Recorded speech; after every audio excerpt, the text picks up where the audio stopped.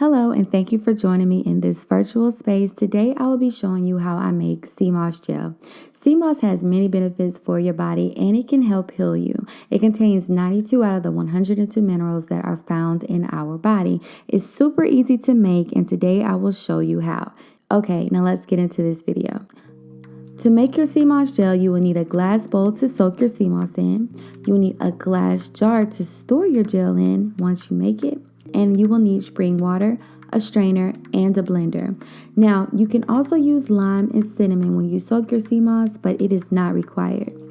This is the sea moss that I bought from my local farmer's market. Sometimes the hardest part is finding where you can buy sea moss. I will link to it down below where you can buy it on Amazon if you're not able to buy it in your city.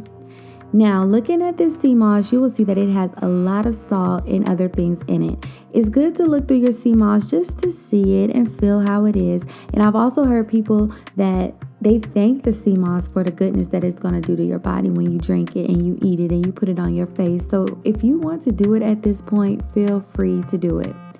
The next step is to rinse it. So I take my strainer, I put my sea moss in there, and I start this rinsing process. I usually let it run in the water for about 5 minutes, and I actually scrub my sea moss. I scrub it like I was washing some clothes, like how they used to do it back in the day. Like I take both of my hands and I scrub it because you want to get all of that salt out of it. You also want to take the time to actually look at your sea moss. You want to separate it, you want to rub it, you want to feel it, because there are so many little things that may be stuck in your sea moss that you won't know unless you really inspect it.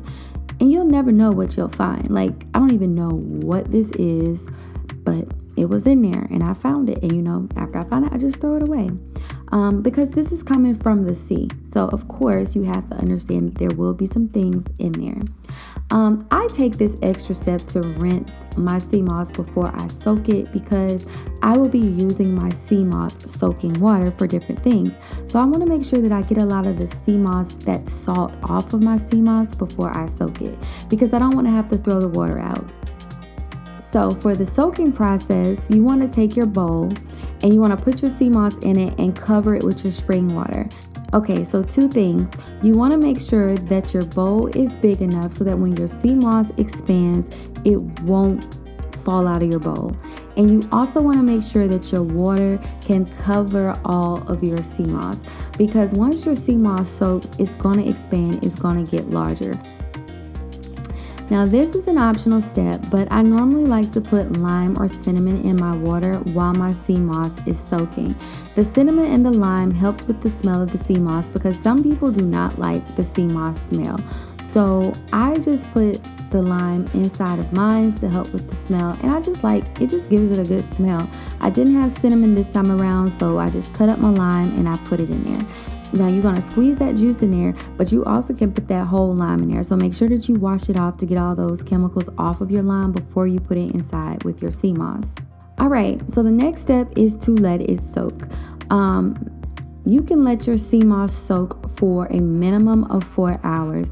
The longer you let it soak, the bigger it will grow and the softer it will get. So if you don't really have a powerful blender, you may want to let yours soak for a little bit of a longer time, because the longer you let it soak, the softer your sea moss will get and the better that it will blend. I let my sea moss sit for about 10 hours. So this is after the 10 hours. You can see how it has become clear. It's very soft, it's slimy, and I'm actually able to pinch it apart with my fingers. Like, I can just take my finger and you see it just breaks apart. After I have soaked it, I remove my sea moss from the water and I put it inside of my blender. I usually make 2 batches, one with my sea moss soaking water and 1 batch with my spring water. I do this because the one with my sea moss soaking water is going to be used for things like my facial mask and for my skin. The one with that I'm making with my spring water is going to be for my smoothies. Okay, so once you add your sea moss to the blender, you want to gradually add your water. There is no right or wrong way to do this. It's just about experimenting and trying to get it to that perfect consistency that you are looking for. If it's too soupy, you want to add a little more sea moss. If it's too chunky, you want to add a little bit more water. This is why it's good to let your sea moss soak for a longer time, because it will make it a lot better when you blend it. Alright, so now I'm making my second batch with the spring water. And all I'm doing once again is I'm putting the sea moss in there and I'm pouring my spring water in there and I'm blending it up. And my daughter was here to help me this whole time, and she actually really likes this whole process. Alright, so now the next step is to store your sea moss. I pour my sea moss into a clean glass jar. You can find glass jars anywhere, but we save our glass jars, which makes it so much easier than having to go to the store and buy them. So whenever we might use like a pickle jar, we buy pickles, we just rinse that out really good, wash it, and we keep them. For things like this, it's cheaper, and you're also reusing and helping the environment. Look at that consistency, y'all. Like, the consistency is very gel-like. This is what you want.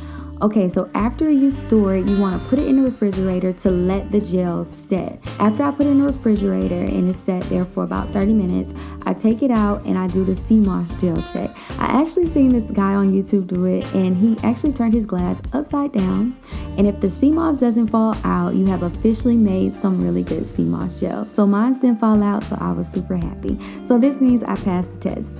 Alright, after I make my sea moss, I write down when I made it so that I can try and use it up before it goes bad. Well, not really go bad, but before it loses the benefits. Like, you want to use it within 3 weeks. So I just write that on the board so that I can have it as a reminder.